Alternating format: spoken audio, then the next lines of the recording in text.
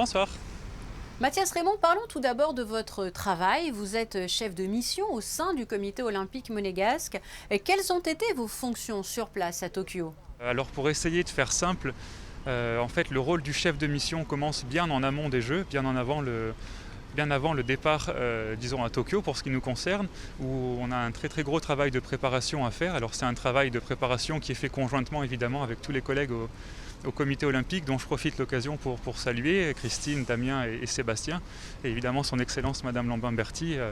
On travaille sous sa direction, et donc ce travail il est fait conjointement, collectivement, tous ensemble, et donc ça c'est toute la partie préparatoire qui prend bien sûr beaucoup de temps.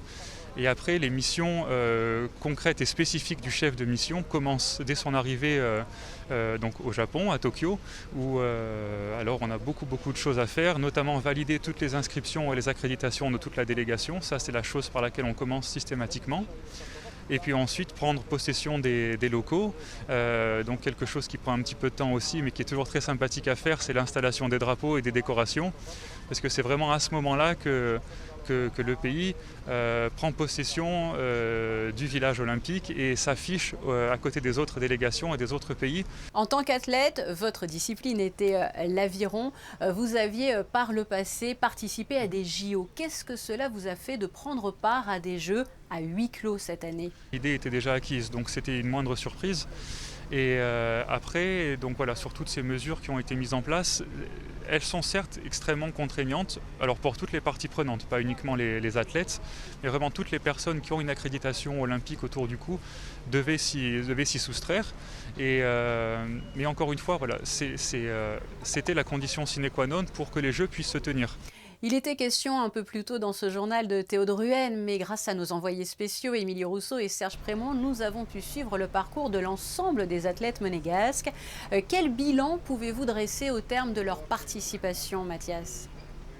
Oh, ça serait vraiment une conclusion extrêmement positive pour tous nos sportifs qui ont abordé ces Jeux compte tenu du contexte, d'une façon vraiment très professionnelle, j'ai pu trouver. Voilà, comme vous l'avez dit tout à l'heure, j'ai pu être sportif à l'époque, et donc je retrouve peut-être dans leurs yeux et dans les attitudes certains traits qui démontrent de leur volonté de bien faire.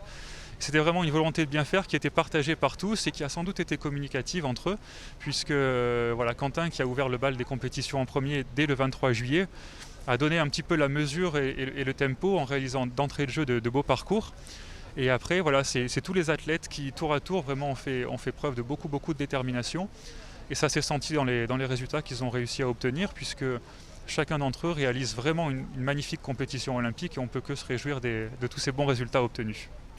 Vous allez bientôt quitter l'Asie et regagner Monaco. Une dernière question, à peine rentré, il sera déjà question d'autres compétitions?